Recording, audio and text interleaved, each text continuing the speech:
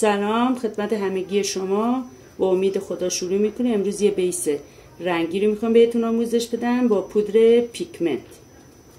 به خاطر اینکه بیسمون حباب زیاد نگیره، اول پودر رنگی رو که همون پیگمنت هست با آب مخلوط میکنیم. مقدار نیاز آب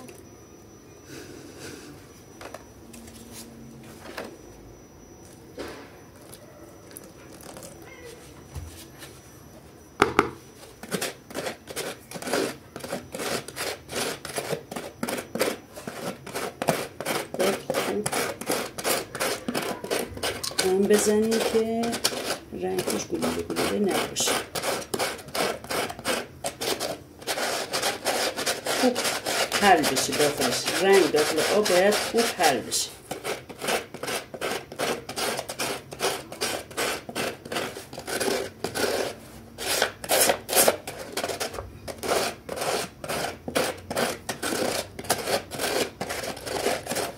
بعد پودرمون رو مخلوط میکنیم.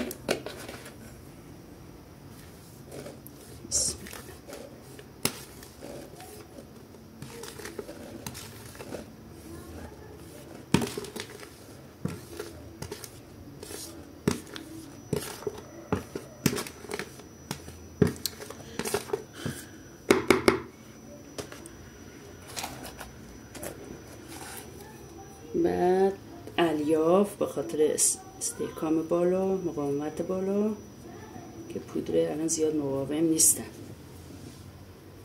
باید الیاف با پودر مخلوط کنیم.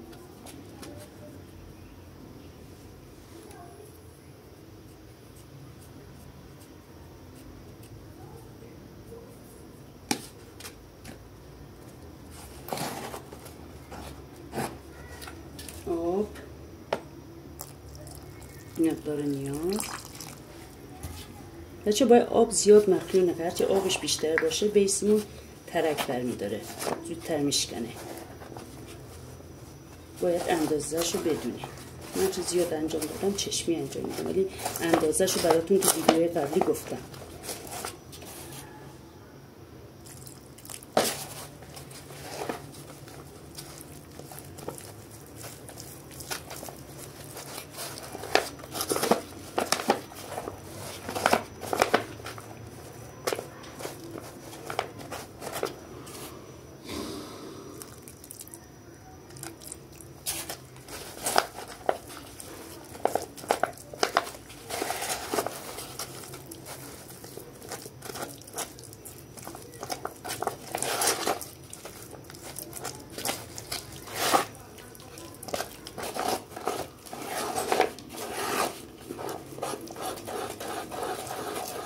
خب خوب مخلوط شد مثل سس.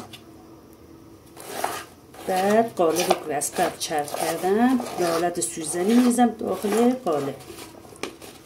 حباب گیری هم انجام میدم.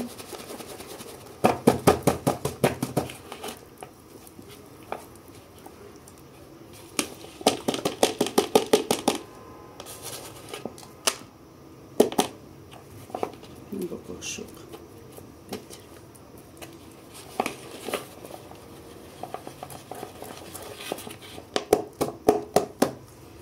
حالت سوزنی.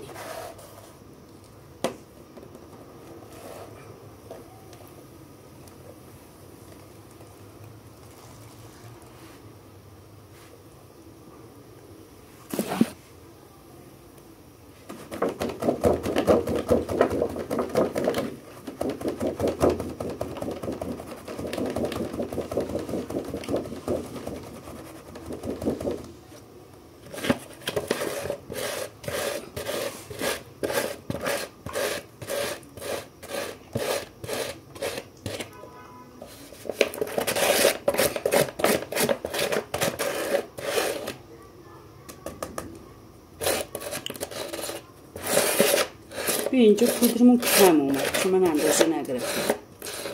میتونیم چند دقیقه مدت داریم که دوباره پودر بسازیم اضافه کنیم. خب من یه مقدار دیگه پودر آماده میکنم. خب یه مقدار دیگه تهیه درست کردم، میزنیم داخلش. بچه همیشه اندازه گیری کنی راحت تر، یه جوری اذیت میشه، باید در چند مرحله درست کنی.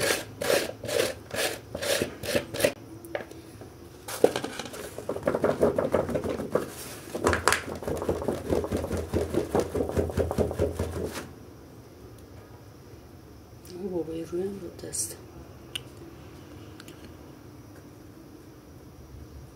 خب منتظر میشید چند ساعتی تا بیسمون خوش بشه، بعد از قالب در بیاریم. سلام، برگشتیم که بیس از قالب در بیاریم.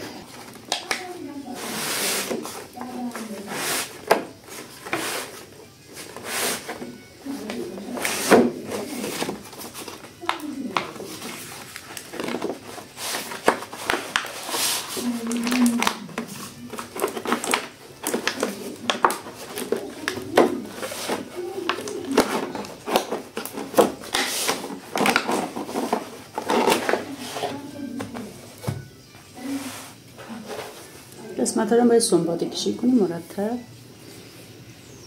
ممنونم از لطف همگی شما. فالو یادتون نره. خداحافظ.